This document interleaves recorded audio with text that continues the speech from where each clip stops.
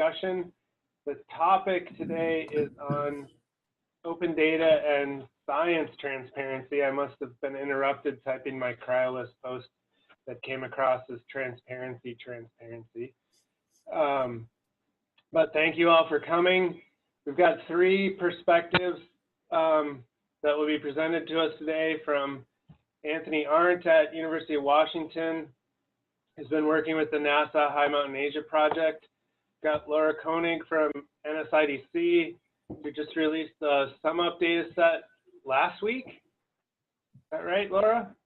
And has gone through sort of putting together a great big data set and getting it to NSF's Arctic Data Center. And then Fiamma Stranio, who's working with the GRISO Research Coordination Network Group in Greenland to make Greenland data available to everyone who wants to use it. And I asked people, or the speakers, to think about how we as a community are doing with the requirements of having open data and working towards being more transparent with our work. What's working, what isn't, what are hurdles that are common to different people, and how can we learn from each other so that we start to view these processes more as benefits rather than hindrances to our work. So that's sort of the motivation for this meeting. Also, I should introduce Joe McGregor, who's on the call. Joe is taking over for Bill Wiseman as the other co-chair for the Glaciers and Sea Level team. And he and I will be running things for the foreseeable future. So thanks to Joe for stepping up into this position, and welcome. Oh, thank you, Shad. For those of you who don't know me, I'm at NASA. I'm Deputy Project Scientist for Operation Icebridge, a glaciologist and geophysicist by training.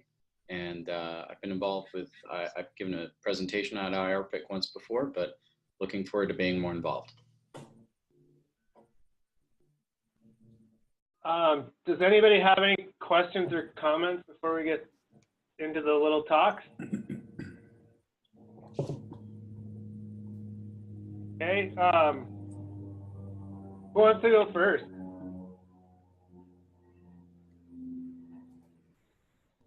The schedule has Anthony going first. Well, I always go first. My name is always puts me at the top. It's not fair.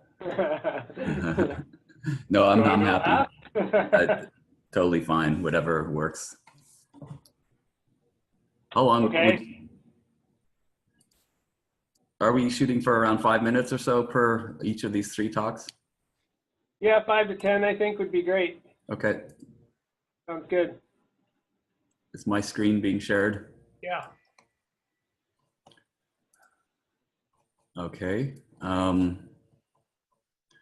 So thanks for inviting me to this. I'm a research scientist at the University of Washington. I have an appointment at the Applied Physics Lab as well as at an institute called the eScience Institute, where we kind of assemble faculty from all around campus to kind of get together and advocate for and facilitate data science and reproducible research practices and sort of tools that we need to handle the complex and large data sets that we've been working with. So let me just provide a little bit of context before I talk about a couple of specific programs that I've been trying to move forward here. This is actually a plot from the NASA ESDIS showing, I think, across all of the different DACs, kind of what the data volumes are that we're looking at over this is the trajectory over the last couple of decades, and you can imagine this will just continue to keep rising sort of exponentially. And a lot of this is just due to the fact that we're starting to now have access to new sensors that are being launched that just have higher and higher resolution. And so the DACs are being tasked more and more with handling just large data volumes. We're really going to have to find new ways of working together in accessing and processing these data sets, because the conventional model of downloading a data product to our local machines when we start to get into these kinds of volumes is just not going to work for us anymore. And so I'm interested to talk with the group about the different ways that we might start to use things like the commercial cloud to provide other solutions for this challenge that's upcoming. When you look at I can just have a bit of a case study here for Alaska, where I've done a lot of my work together with Shad and others. It's not only the fact that we have this explosion of remote sensing data, but also, really complicated different types of field observations. The work that Shad is doing at USGS is a great example of that. Going out to Wolverine Glacier, collecting streamflow data on glacier mass balance observations, trying to assess how these changes in freshwater are affecting downstream ecosystems and how it relates to climate. And so, we can really start to do enormous integrative science, but we don't have a lot of the tools in place to share those complicated data sets in a centralized way, and to really get full benefit from everything that's being collected. This is an example of, or just a nice sort of layout of the different products that I've worked with in Alaska. Everything from airborne data to field observations, point measurements of weather stations and so on. The large grids associated with hydrological modeling and climate data. All the complexities of the remote sensing data sets available to us. And then things like, the inventory for Alaska, which has a point, line, and polygon of every single ice mass in the region. So you start to get a sense of the complexity and the different data volumes and the different formats that we're dealing with. In the glaciology, I think is kind of unique. I have colleagues at eScience doing astronomy or neuroscience, where they generally work with gridded data products, and they can, as a community, develop a lot of nice standards around their formats. So we're dealing with vector data, raster data, time series, all these different types of observations at different spatial and temporal scales that need to be brought together. And, we really need to build standards around that to move forward. So how do we currently handle this? A lot of us, and certainly throughout much of my career, this has been the model, is this ever increasing data pipeline that goes out to individual researchers, and we share files through FTP or over email, flat files. There may be some on-site archiving at a university that gets served out to the community. And then we're required, of course, to eventually get this back to a federal data center, and they handle the distribution to the broader community. So this is the model we've been working under. And at eScience and at APL, we're really advocating for some new ways of approaching this, which would be to begin parsing the data pipeline into its constituent types, the tabular or gridded formats, and begin populating things like a relational database right at the start, and have a centralized database, hopefully at a federal or a commercial cloud, that is, one copy of the data that, of course, is backed up, but is then provided in a consistent way to the entire community. And gridded products, the same. These would be in cloud storage of some kind. And then, we have scripts to do the data management in QC, and that can get served out. Because we have this very consistent, centralized way of storing the data, we can build web services on top of this that are standard across many different disciplines to serve the data to the community through APIs, through nice web map services, things like this. And so this is kind of the way forward that we advocate for. And bringing this into the community, here's where I want to just talk about two specific projects that we're working on to kind of make this happen. And I think a really key component of this is a shift in our community perspectives. And to that end, we're building these educational models at eScience that we're calling Hack Weeks. And they kind of combine traditional summer school type training with the more sort of industry-oriented hackathon. So open projects plus a lot of teaching of different topics. And this is one way that we want to build a community around open source and data sharing. And the other is I'm leading the NASA High Mountain Asia team, which is coordinating across 14 different research groups. And we're building some cloud sharing tools there. So let me just talk to each of these briefly here. The Hack Week model is a time-bounded collaborative event. Generally, we've run these over 5 days. And the goals are to provide hands-on training, community building, software development, opportunities for networking. We just held our second Hack Week last week. HP was there. I'm not sure, there may be others on this call who attended.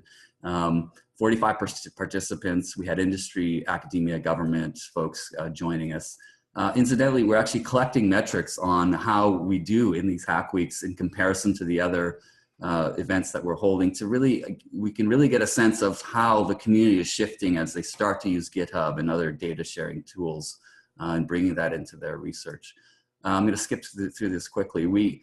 we cover many different topics in the Hack Week. We start with just providing the basic tools of collaboration, which is things like Git and GitHub and standardized ways. Our entire week is based around Python data sets and libraries. We do a lot around teaching methods for handling vector data, raster data using GDAL and other libraries. A really nice set of tools around handling large multidimensional arrays like climate data sets. There's some incredible Python tools now for that. Quite a strong Google Earth Engine component. We in fact have partnerships with Earth Engine. They are coming in to provide tutorials for us and ways to access all the remote sensing data through Earth Engine. Quite a focus on cloud computing. In fact, the cloud computing infrastructure is used for all the tutorials to provide consistent access to everyone for all the lessons. And then just an enormous amount of new tools around data visualization are available. In the afternoons, we run projects, open projects where people can work together in a collaborative setting, and they get, real-time practice with all the tools we're teaching, especially GitHub, and start to, that's the best way to learn that is by actually working on it in real time throughout the week. We incidentally have had a lot of glaciologists attend this event and really moved forward some of the scripts, especially a lot of the work that David Sheen's been doing on DEM differencing. And so finally, I'll just talk about this High Mountain Asia project is into its first, we've just finishing up the first year. This is a team that's focused on looking at the hydrological changes and changes in the cryosphere of the High Asia region, trying to bring together remote sensing data sets, various assimilation and modeling methods, and a strong focus as well on impacts and decision support, so getting what we provide out into the community as best we can. It's a complicated project. We're bringing together 14 teams. I think there's around 90 scientists overall. And so leading that effort involves a lot of coordination and building of community across this particular team. I'll skip through these here. This is just my graphic of how these kinds of NASA groups generally form and operate. We have individual autonomous scientists working away on their activities. And these are each of the 14 teams working together collaboratively, which generally goes, quite smoothly. But here's the zone where we really want to be building a new integrations. And that's where a lot of the advances, I think, are going to occur, is when we actually link, the output from one collaborative team to what another team across at another location needs. And doing that is complicated, requires building of cloud services, we think, in order to facilitate that. So we're working together with the NSIDC to build web sharing tools, getting data sets into a shared cloud repository for other team members to use as soon as they're available and ready to go.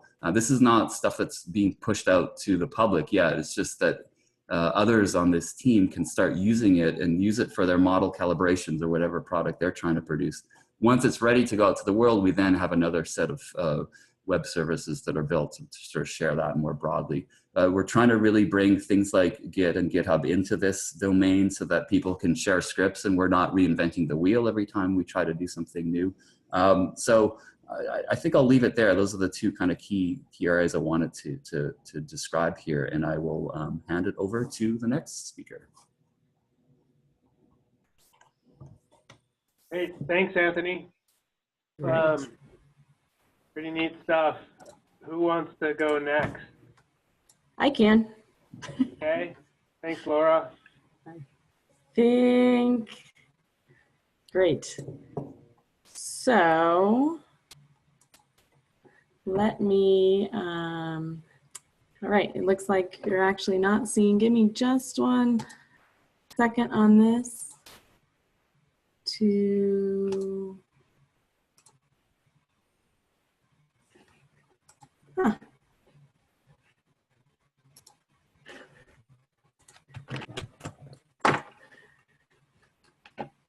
All right.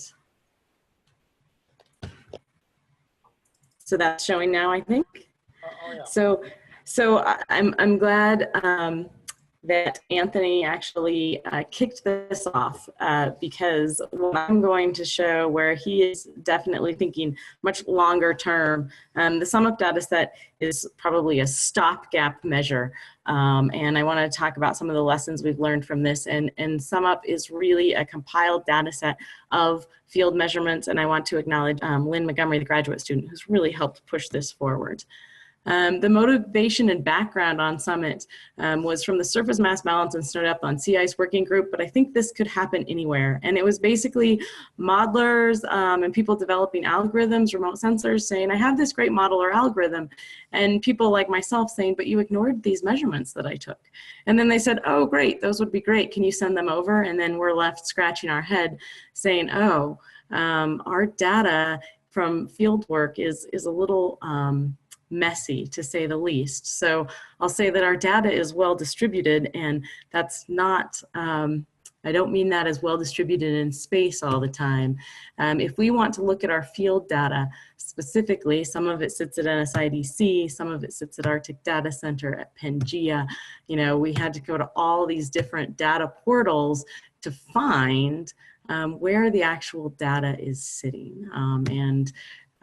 And not only that, but a lot of our data, especially field data, and especially before, say, the late 1990s, is sitting on someone's computer, in someone's files, or just sitting in someone's field notebook. And how do we preserve that data and get it into a format that is easy for people to use? The other thing that we realized is that field data is not standardized.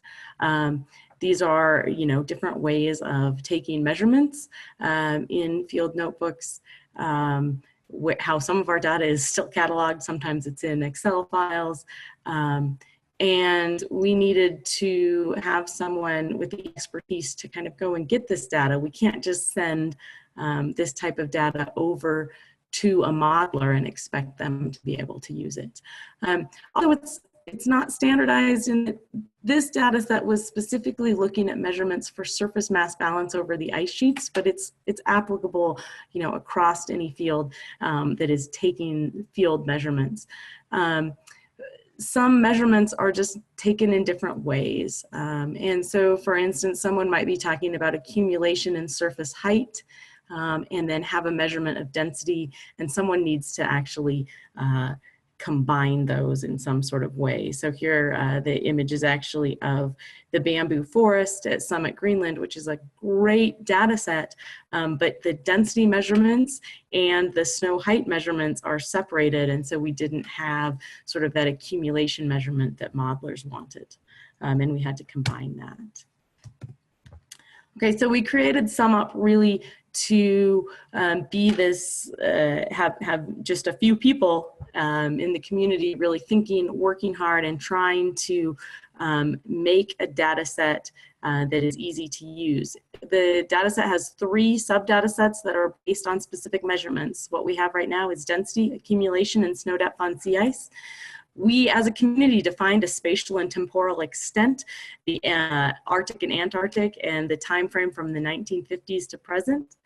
And we used some community meetings to define the standardized format, which I'll talk about in the next slide. This can be used for things like model validation, remote sensing, algorithm development, or other modeling efforts.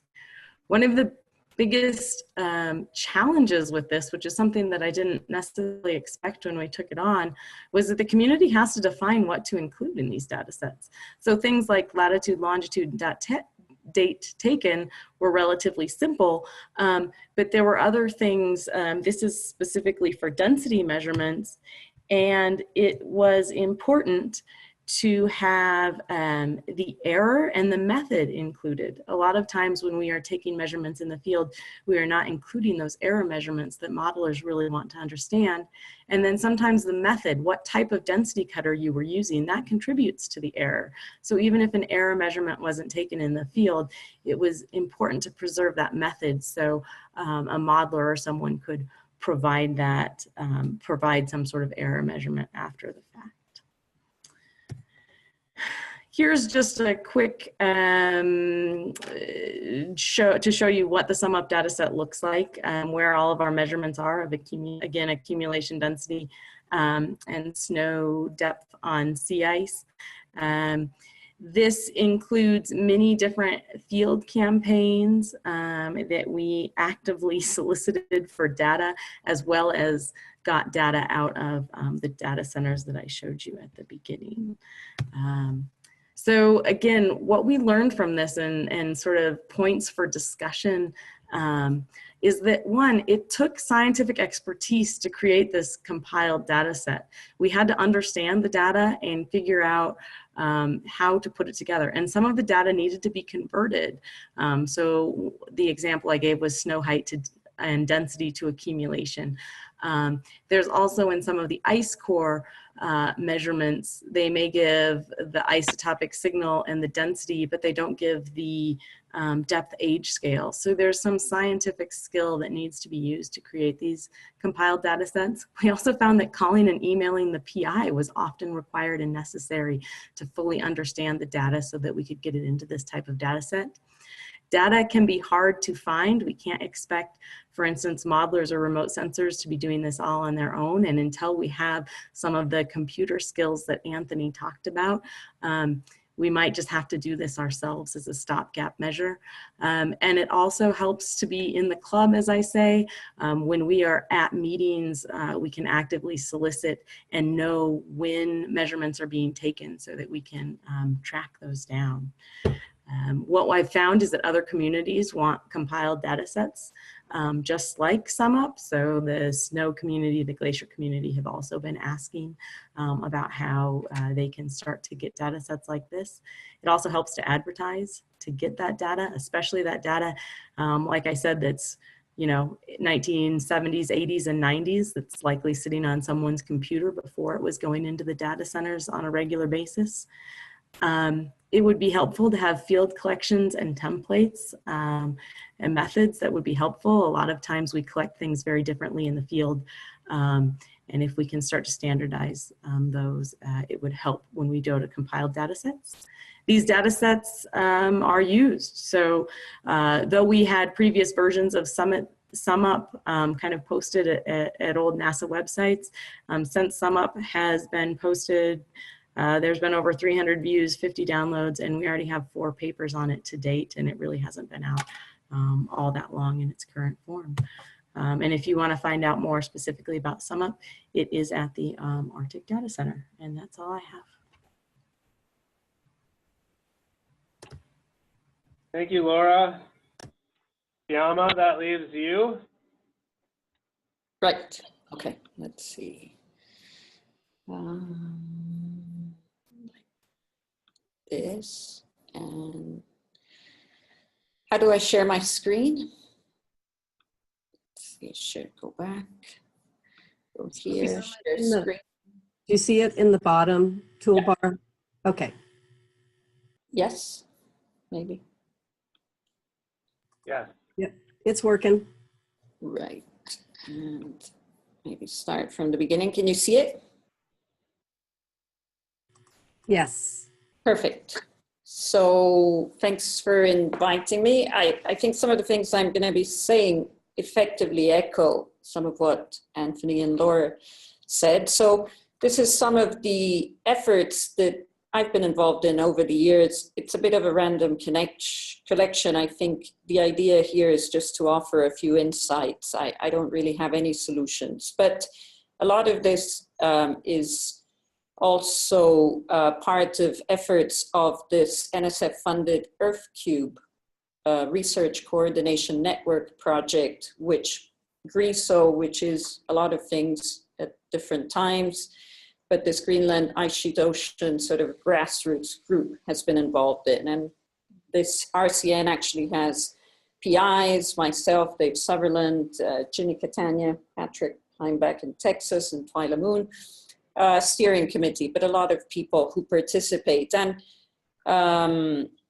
sorry, I'm just going to go through this quick, but like for many of the things, I guess this meeting seems to be maybe more focused on the glaciology. GRISO is more about glacier-ocean interaction with the atmosphere playing a role. And so some of what we've been doing has been really driven by the notion that not only are we dealing with different data sets, but we're dealing with different disciplines, the oceanographers, the atmospheric scientists, the glaciologists.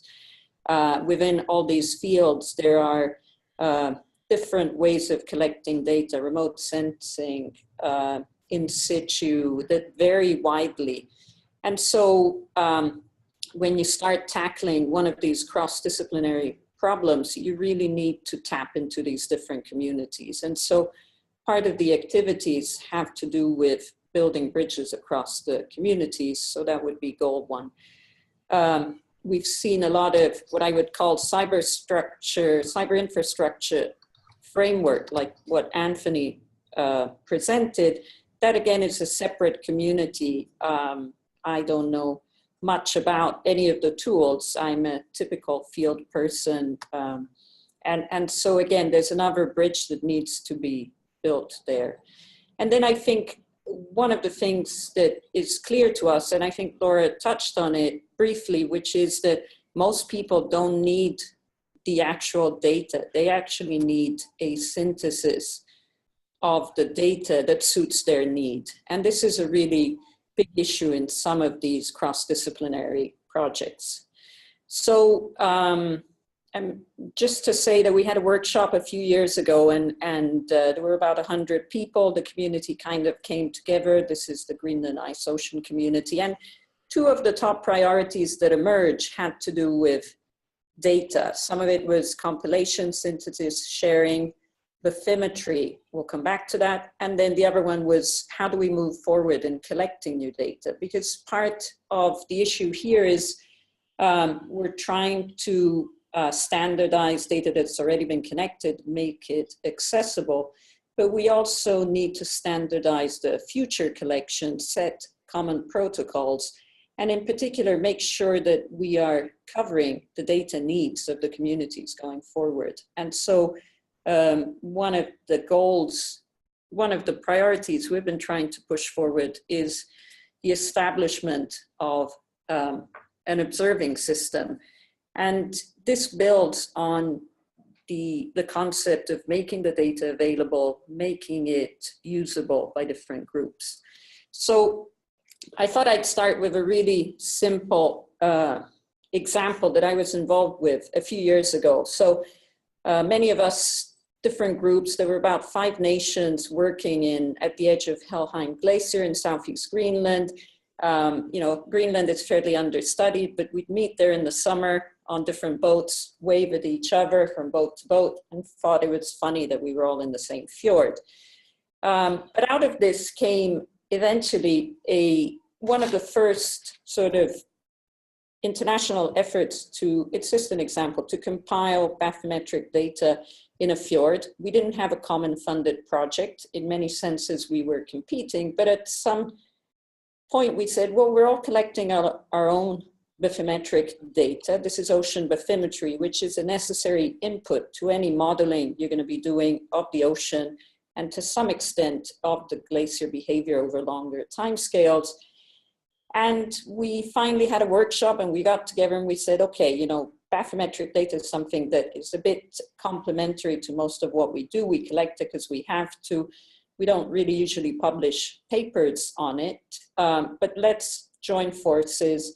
And we created, you know, somebody went to work on it. They created the first gridded product. There was a high resolution mapping. And I think the interesting thing here was collected by 4 teams, 4 different countries. We really didn't set out to do any of this together, but these data have since been available. We did a little EOS note. The data was on a random website, but also in a data center. And it was cleaned and usable, and it's been used a lot. More recently, again, just to cite an example of what things work. So there's a new Bedmap compilation and ocean bathymetry that has been led by Mathieu Morlinghem at UCI.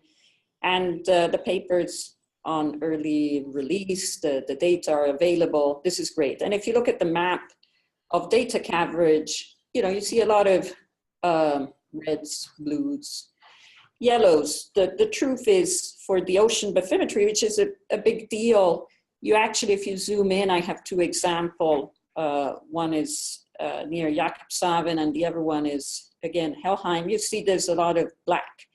And the black is other in that list. And so the black is data that was collected by individual PIs on their own projects, sitting in some data repository. And the way this compilation came about was, I think, a good example of working as a community, but what we need to do to work as a community. So in the spring or early winter of this year, we found out, we meaning sort of some of the GRISO folks, that there were two competitive efforts going on in building a new Bedmap, but also that extended to the ocean bathymetry. And we've been trying to gather the ocean bathymetry for a while.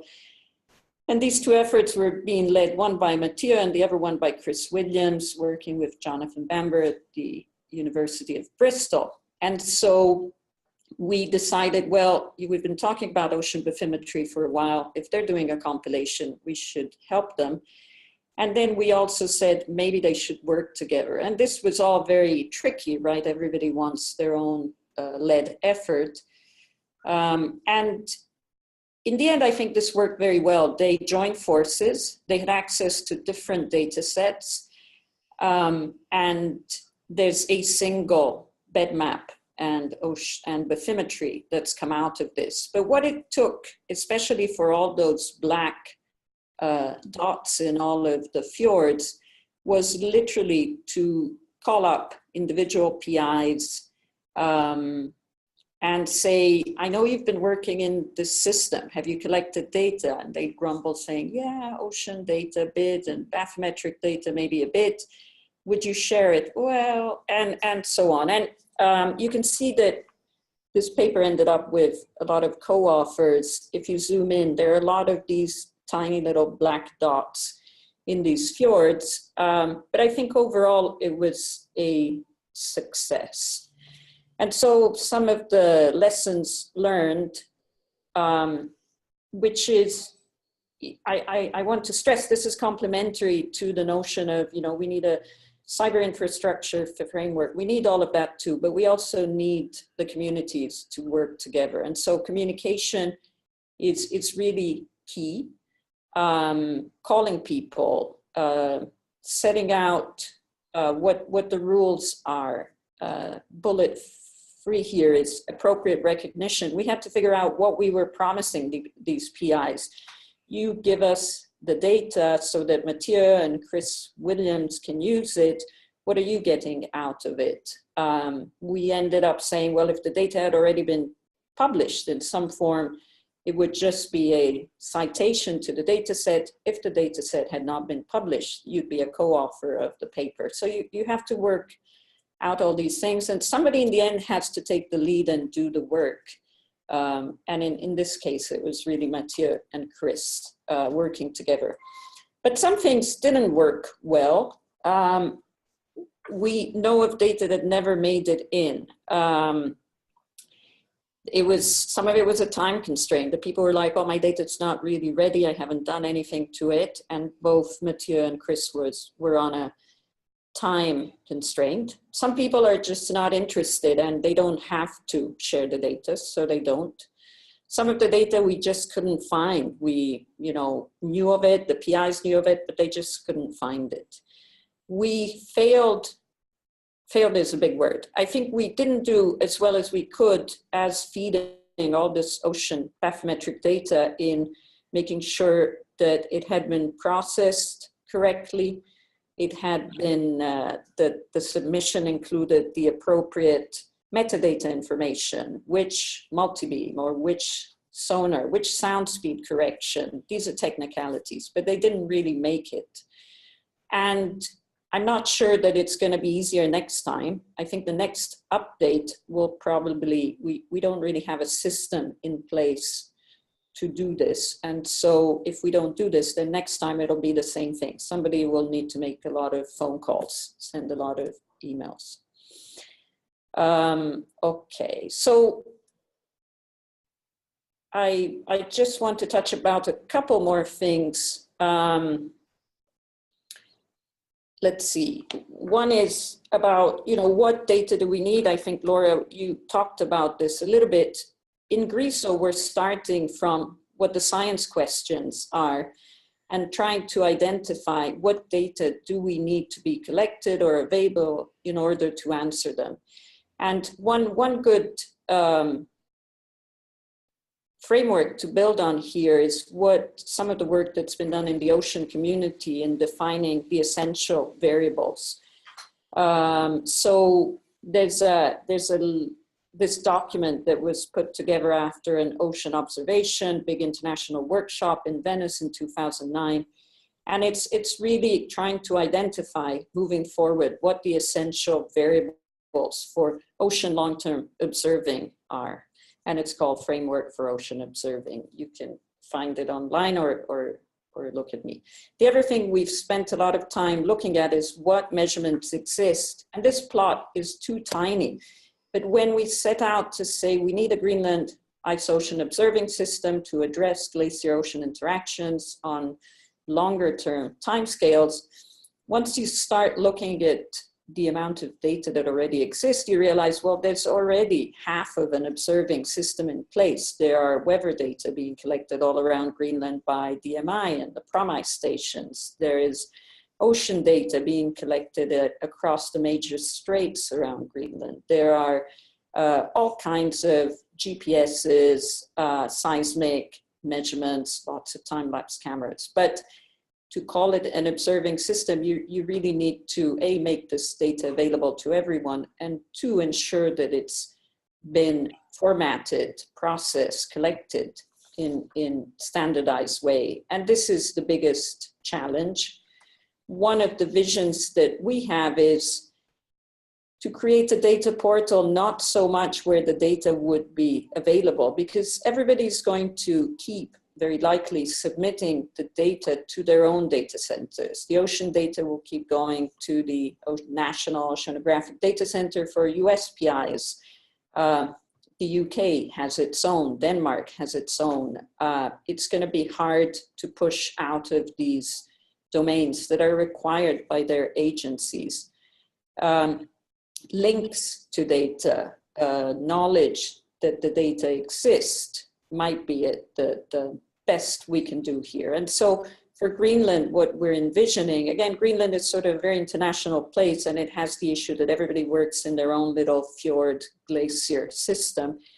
You could imagine a whole set of different data sets that are listed for each site, and then you'd have to go out and find them and get them. But at least there would be some place where all the data are into one. This goes back to some of the things that were mentioned earlier. A glaciologist is going to have a hard time navigating an oceanographic database and vice versa. These things are hard to find for non-specialists. The last point I want to make, though, is most people don't actually need the process quality control data. They need data synthesis products. And here are just 2 examples that we've been involved in of what end products, for example, the modeling community needs. So there are a lot of ocean modelers that are starting to simulate with climate or ocean-only models what the impact of Greenland melt is going to be on the ocean and climate. And these people are not going to go and download the data for every single fjord, glacier, and this would include surface melts, glacial discharge, icebergs, and so on. So this is, there has to be a synthesis done at an international level There are many examples of other ones that have been done in the climate realm. It's just an example of where just the raw data is not quite enough. The same for ocean forcing at the edge, at the boundaries of ice sheet models. We're going to see a lot of activity in the next IPCC of ice sheet models needing oceanic boundary conditions.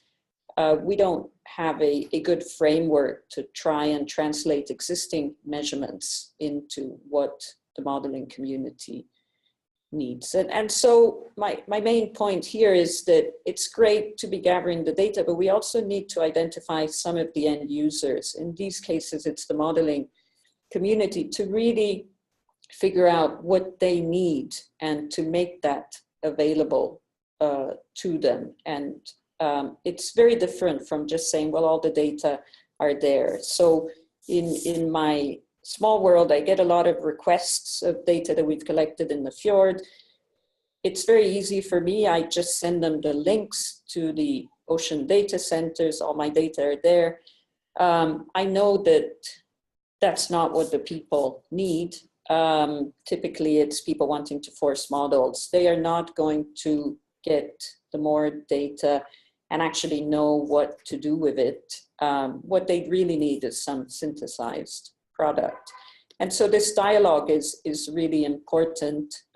It's one step beyond making the data available, but if we just make the data available but don't identify what the community needs are, we run the risk of putting on a gigantic framework that is going to be hard for the end users to use.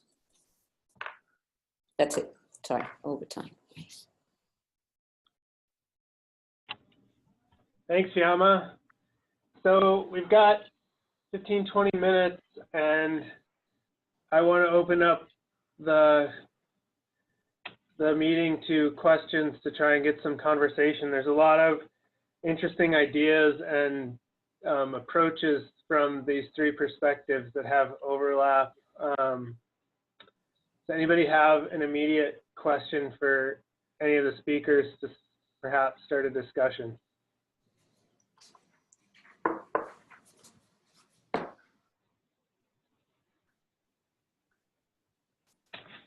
Are we going to play quiet? Well, I guess I'll start out. Sorry, this is Alan Pope. I am a glaciologist, but also executive secretary for the International Arctic Science Committee. So with my IASC hat on, I would just mention for some of the workshops, like especially what Fiamma was talking about and others, IASC has money to support especially interdisciplinary workshops to bring together international teams, especially. So if you're hoping to organize a group like that, get in touch, and it might be something we'd be able to support.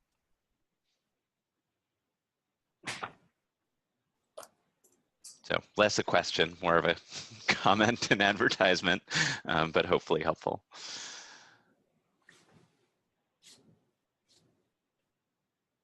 So I'll ask a question then, and anybody, either the three people who spoke or people listening, it'd be interesting to hear what people think. But this idea of having perhaps the modeling community establish what their needs are. I remember a workshop a few years ago in France that sort of tried to do this for calving glaciers. And I don't really know what came of that, but there was sort of a discussion between observation-driven people and modelers and what the model community needed.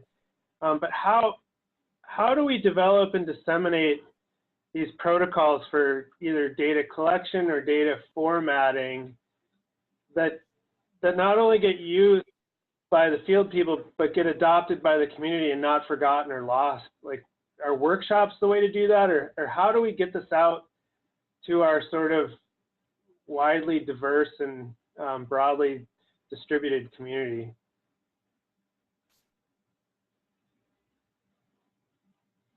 I mean, I can talk a little bit of, I think the ocean community has managed, at least for some of the data collected to be standardized in terms of calibration protocols, processing protocols. And so this happened, I guess it was now almost 2 decades ago. There was a big world ocean circulation experiment of really mapping out some of the oceans. And it was through workshops and meetings that the data collection got standardized.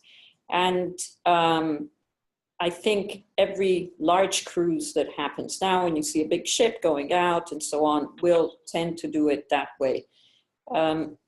The modeling community, I think, again, it's really a question of bringing these communities together and talking to each other. I don't know of the best example. I think in the ocean community, it happens again through initiatives of a few people bringing these communities together, a workshop, drafting documents that eventually funding agencies are really happy to see, and I think enforce is a big word, but just like data submission is now being enforced, I think data calibration processing according to standard protocols is another really important requirement.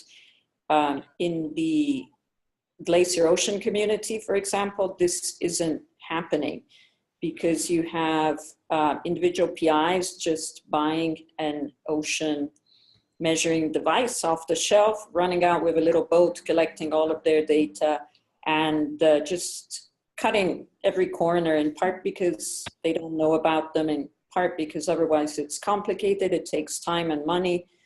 And the implications are not good. It means that once we start milling these data collected in these very small coastal regions, we are already finding that there are huge problems in stringing pieces of these data together because there haven't been any common protocols. People don't send instruments back for calibration. People do not calibrate. So this is, I think, the bad thing is if we don't put these in place, even the future data collection is a problem. And if I can speak up, I think this is a role that government agencies as well as some of the data centers can play when there are large missions. I mean, if we look towards things like the National Weather Service or the NRCS with snow course collection data, the government agencies put out specific forms when large missions, Icebridge, ISAT, 2 coming up, are doing collection and calibration things, or the USGS with glacier monitoring. If you make forms available for some of the measurements that are standardized and coming from government agencies, hopefully some more scientists will follow on and start to use those forms. So this is Matt Jones from the Arctic Data Center. I wanted to comment on this. We receive a lot of data submissions from a variety of communities working in the Arctic, and I think standardization would be a fantastic improvement. We see a tremendous amount of variability from researcher to researcher in how they handle their data and how they document their data and what their individual lab practices are. Fiamma's suggestion that the protocols and calibration standards also be standardized would be fantastic. But I think there's a long distance between where we are today and that vision of the future. We encounter pretty significant amounts of resistance to even moderate levels of documentation for data sets. It's a pretty time-consuming, sometimes months-long process of interacting with people to go back and forth on clarifying even what they did today, much less getting them to follow other standards. So I think that there's a lot of work to do there, and I think the key to this is to try to do it incrementally and convince people of the value of what comes out the other end. So what Fiamma was saying about the synthesis groups, I think, is really important. When people are reusing data, and they're reusing data for new cross-cutting science that they weren't able to do before, then suddenly I think the value of standardization and the value of the documentation becomes much clearer to everybody. So I think I'm a big supporter of sort of these synthesis efforts that are trying to reuse data and do this stuff across disciplines, because I think it helps clarify for the original data investigators, the original data providers, just how valuable their data could be if they were collected under these other sort of frameworks. Hey Matt, that was a great comment. This is Melissa Zwang from NCEI at NOAA. I had the pleasure a couple years back of working with FIAMA's data manager, whose name was Andre Ramsey, on getting a lot of her data into one of our standard NetCDF formats that are self-documented and have all the metadata that a person trying to reuse the data might need. And it was a lot of back and forth, but I think it was really rewarding for both of us. Not only did I get to work with Andre a lot about figuring out how to make the standard format work, but we've really got high quality archive data. And our templates are out there for folks to use. So, and we're always willing to talk with folks and help to figure out how to make these data fit into the template. So I just wanted to say that, you know, we have some resources out here to help people with data management if they're willing to talk with us about it.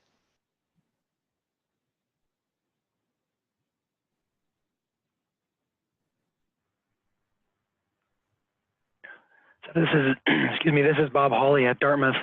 And I just thought I'd ask a little bit about what I see as maybe a more upstream part of the process, or maybe an upstream problem, which is how do we incentivize individual PIs, in particular, those of us who are going out and collecting field data, to actually participate in this kind of process? Because I think most of us who collect our own data will know that what you need to do in order to make your data accessible and easy for you to produce a manuscript or a publication based on that data is far, far less than what you need to do with the data in order to make it digestible to others.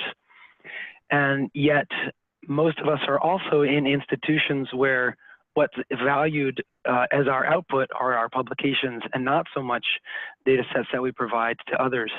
And so I guess institutionally or culturally, what are steps that we can put in place to incentivize this kind of data sharing? Because it's a significant amount of extra effort. And just looking at it from the perspective of, say, someone who's seeking tenure at a tenure track institution, if they wanted to put that effort into curating a really good data set or into getting another publication, often they would be well advised to do the latter. I wonder if people have comments or suggestions on that. I realize that to some extent we're preaching to the choir on this call. Most people are interested in this data collaboration, but how do we get others more involved?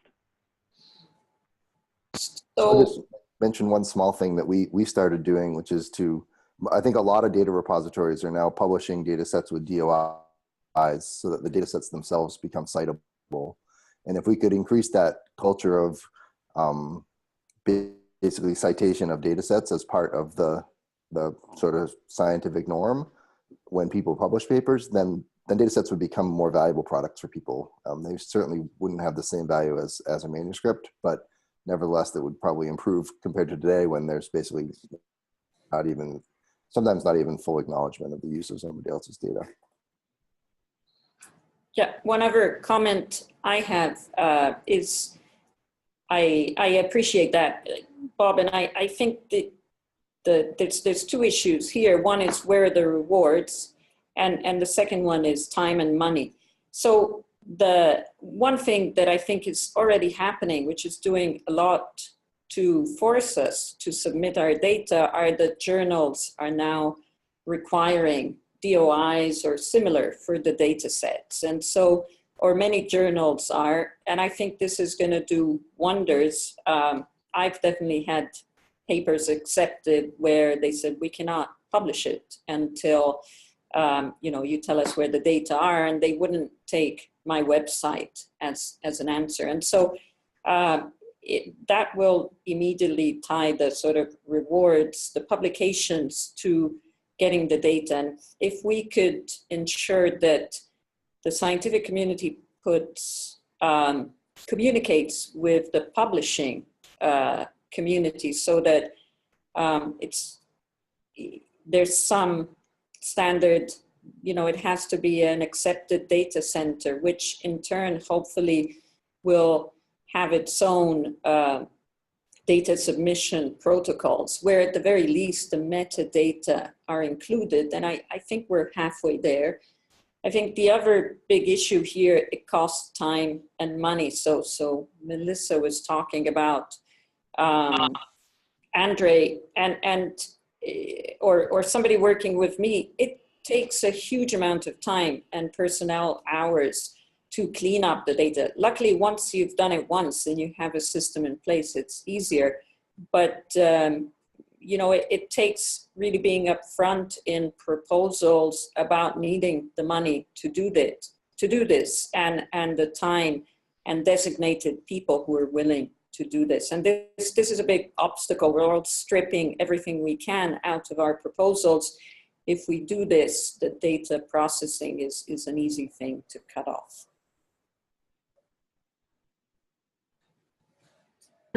Bob, I would follow in on that. I think ideally we want to get to Anthony's vision of where we can throw our sloppy data and the computers can actually figure it out and put it in the format. Until then, I know it's very old school, but Lynn, as you know, has made such progress on this as part of her master's, and I imagine that doing that, and as Fiona said, a single person would be quite cost efficient in the short term. One thing that I've seen that's pretty neat are there's some papers, and again, they're coming out of the oceanography community, that are trying to develop metrics of how better science is coming from the groups that have adopted these advanced data management practices. So there's a neat paper in Nature, Ecology, and Evolution, May 2017, by Julia Lowndes, that has some metrics applied and shows just a really nice burst of scientific productivity after these data sets are managed, and they distribute some of their ideas and scripts for how to handle data and share the data. And I think as we distribute these ideas through our community, hopefully we'll see processes like this become better adopted. Yeah, I guess I'd chime in that maybe one of the things those of us that are farther along can start doing is trying to bring that value of a cited data set and a DOI and shared data on GitHub into some of the evaluations in our own organizations. I think in the past, like for example, our tenure and promotion committee here at Boise State, has no mechanism.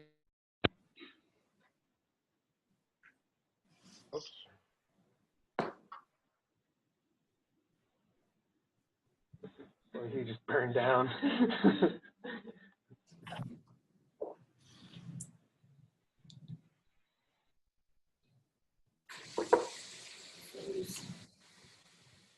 We lost HP mid-comment. But I think his idea is really good, to try and work with our institutions to help them to see the value in us doing these things. And we're actually at the end of our hour. Sorry, HP. But does anybody have any closing comments?